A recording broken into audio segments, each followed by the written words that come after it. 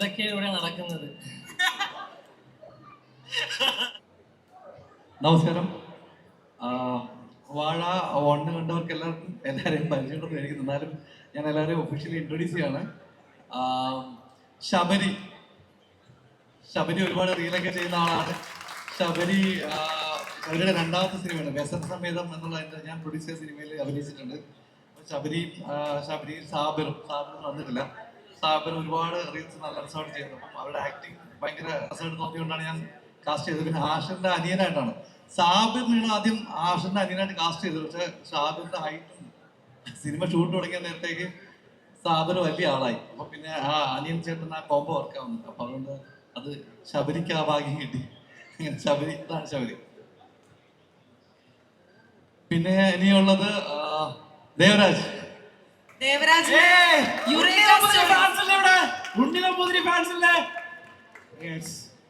ദേവരാജിന് ഒരു പ്രത്യേക ഇൻട്രൊഡക്ഷൻ ആവശ്യമില്ല. ദേവരാജിന്റെ റീൽസിന്റെ ഭയങ്കര ഫാനാണ് ഞാൻ.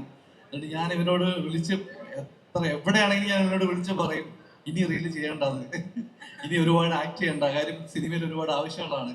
അപ്പോ ഇപ്പൊ ഇമോഷണൽ സീനുകൾ ഇപ്പൊ കുറച്ച് ചെയ്തു തോന്നുന്നല്ലേ. ഇപ്പോ അതുകൊണ്ട് ദേവരാജിന്റെ റീൽസ് ഞാൻ വീണ്ടും കാണും. അവരുടെ പെർഫോമൻസ് അത്രയും ഇഷ്ടമാണ്. അപ്പം ഈ സിനിമയിൽ നമ്മൾ ദേവരാജനെ നന്നായിട്ട് യൂട്ടിലൈസ് ചെയ്തിട്ടുണ്ട്, നന്നായിട്ട് പെർഫോം ചെയ്തിട്ടുണ്ട്. അപ്പോൾ എനിക്ക് ദേവരാജിന്റെ ഒരു എന്താ പറയാ നല്ലൊരു സ്പേസ് സിനിമയിൽ ഉണ്ടാവുമെന്ന് വിചാരിക്കുന്നു. അത് വാഴയിലൂടെ തന്നെ തുടങ്ങും എന്ന് ഞാൻ ഉറച്ചു വിശ്വസിക്കുന്നു. Thank you Devaraj. Thank you. Eureka stories എന്ന് പറയുന്ന അവരുടെ ഇൻസ്റ്റാഗ്രാം പേജിലൂടെ ഒരുപാട് നമ്മളുടെ മനസ്സ് കീഴടക്കിയ താരമാണ് ദേവരാജ്. നെക്സ്റ്റ് ഇനി ആരെ? അജിൻ. ഈ സ്കൂളിലൊക്കെ ഓരോ സാർമാര് കുട്ടികളെ പറ്റി പറയുന്ന ഒരു ഫീലാണ് നമുക്കിത് കാണുമ്പോൾ. അജിനാണ് ഈ കൂട്ടത്തിലെ ഏറ്റവും ഇൻട്രോവേർട്ട് എന്ന് പറയുന്നത്. പക്ഷെ അജിൻ ഭയങ്കര മോട്ടിവേഷണൽ സ്പീച്ച് ഒക്കെ ചെയ്യുന്ന ആളാണ്. എപ്പോഴും എല്ലാവരും ഡൗൺ ആയിരുന്നവരോടെ തന്നെ മോട്ടിവേഷൻ കോട്ട്സ് ഒക്കെ പറഞ്ഞ് ഒരു മോട്ടിവേഷൻ കോട്ട് പറയാം പ്ലീസ്. അജിൻ പ്ലീസ്. രണ്ട് വാക്ക് സാർ പറഞ്ഞതല്ലേ, ഇപ്പൊ 2 വാക്ക്. ആളെന്ന് പറയുന്നത് വെച്ചാൽ ഞാൻ മാതൃഭൂമിയിൽ ഒരു പരിപാടിക്ക് പോയപ്പോൾ ഞാൻ ഒരു കാര്യം പറഞ്ഞിരുന്നു, അതാണ് പറയുന്നത്.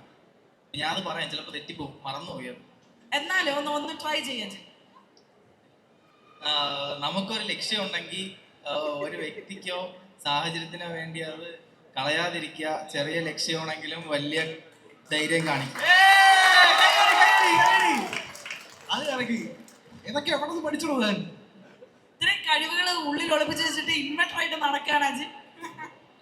ഓക്കെ സാർ, അടുത്ത ആള് അജിൻ. Thank you.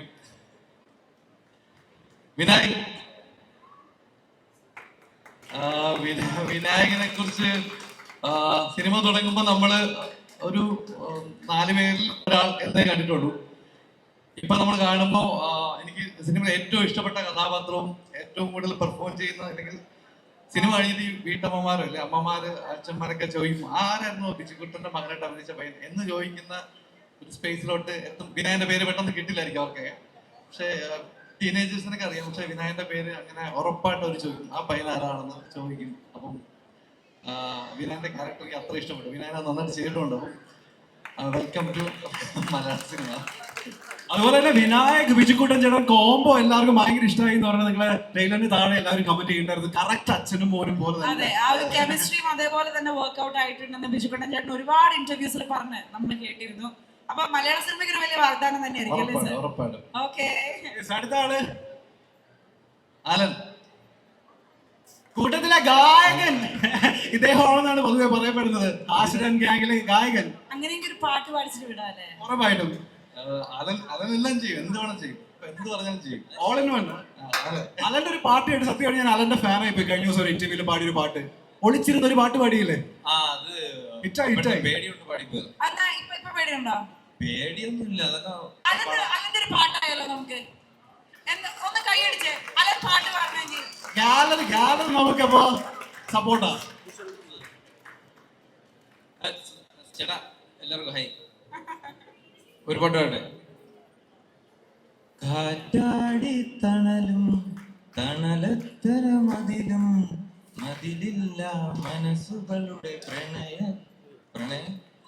കുളിരും മാറ്റുള്ളൊരു പെണ്ണും മറയത്തൊരു കണ്ണും കളിയും ഞാനാടും നീ എന്റെ വഴിയിലായിരുന്ന ഞാൻ ആഴിയിലായി. ഇത്ര അറിയോ ഗൈസ്, താങ്ക് യു സപ്പോർട്ടിന് നന്ദി. അതെ, ഇത് പകുതി പാട്ട് ഞാനാ പാടി, ഈ വയ്യാത്ത തൊണ്ണ വെച്ച്. അപ്പൊ പകുതി കൈയടി എനിക്കാണ്. എനിവേ, അതിന് നൽകുക ഒരു വലിയ കൈയടി. And last but not least നമുക്ക് അടുത്ത ഒരാളെ കൂടെ ഇൻട്രൊഡ്യൂസ് ചെയ്തുകൊണ്ട് നമുക്ക് ട്രെയിലർ ലോഞ്ചിലേക്ക് കിടക്കാം. ആൻഡ് സാർ അദ്ദേഹത്തെ അതെ, കൂടെ ഈ ടീമിൽ ഞാൻ ആദ്യം സംസാരിക്കുന്നതും ശ്രദ്ധിക്കുന്നതും ഇല്ലെങ്കിൽ ഇതിവിടെ വരെ എത്തുമെന്ന് ഞാൻ വിചാരിച്ചില്ല. പക്ഷെ ഇതുവരെ എത്തിച്ചതൊക്കെ ഒരാള് മെയിൻ ഫ്രണ്ടിൽ നിന്നാണ്. എനിക്ക് ഒരു ലീഡ് ചെയ്യുന്ന ഒരാൾ വേണം തോന്നിയിട്ടുണ്ട്. അപ്പൊ അത് ശരിക്കും ഹാഷർ അത് ഏറ്റെടുത്തിട്ടുണ്ട്. ഹാഷിർ. ഹാഷർ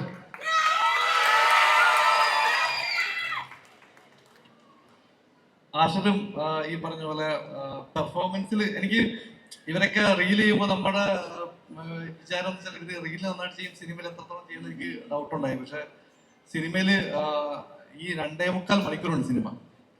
ഞാൻ വലിയ വലിയ നടന്മാർ അഭിനയിക്കുന്ന സിനിമകൾ കാണുന്ന ഇമ്പാക്റ്റിൽ നമ്മൾ ചിരിക്കുകയും കരയൊക്കെ ചെയ്യും. ഇവരുടെ പെർഫോമൻസ് ആണ് ഞാൻ ഉറപ്പ് പറയുന്നു.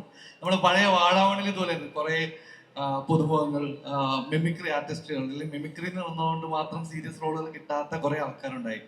അപ്പൊ അവരൊക്കെ പെർഫോം ചെയ്തപ്പോൾ അതിന്റെ ക്ലൈമാക്സ് ഒരു 10 മിനിറ്റ് ഒക്കെ മമ്മൂട്ടി മോഹൻലാലും കരയിപ്പിക്കുന്ന പോലെ അവരെല്ലാവരും സിസിക്കയും സിജു ഒക്കെ എല്ലാവരും കരയിപ്പിച്ചിട്ടുണ്ട്. അപ്പം അവരെല്ലാവരും പുതുമുഖങ്ങളാണെന്നോ ഇല്ലെങ്കിൽ മിമിക്രിയിൽ നിന്ന് വന്നവരാണെന്നോ എല്ലാം മറന്ന് പ്രേക്ഷകർ ചിരിക്കുകയും കരയൊക്കെ ചെയ്തു. അപ്പം അതെനിക്ക് ഇവിടെയും റിപ്പീറ്റ് ചെയ്ത് കിട്ടുമെന്ന് ഉറപ്പുണ്ട്. അപ്പം ഈ സിനിമയും അതിനൊപ്പം നിൽക്കുമെന്ന് ഞാൻ വിചാരിക്കുന്നു.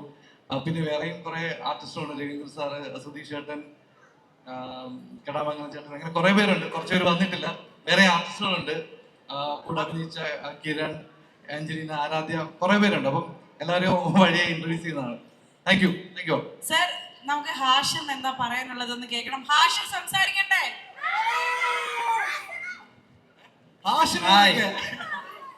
Hi hi hello.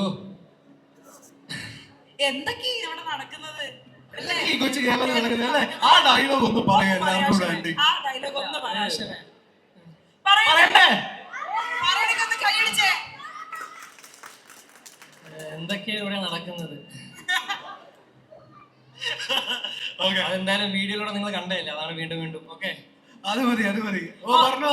എന്തായാലും ഇവിടെ വന്ന എല്ലാവർക്കും താങ്ക് യു. നമ്മളെ കാണാൻ വേണ്ടി വന്ന എല്ലാവർക്കും.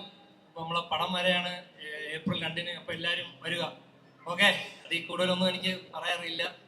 ഓക്കെ, ഇന്റർവ്യൂ ഒക്കെ കണ്ട് നിൽക്കുകയാണെന്ന് തോന്നുന്നു. ബൈ. ഓക്കെ, നമ്മൾ ചെല്ലൂല്ലേ? Thank you, Hashir. നമുക്ക് ഈ സമയത്ത് ഹാഷിറിന്റെ നായികനെ ഒപ്പം ഇതില് നായിക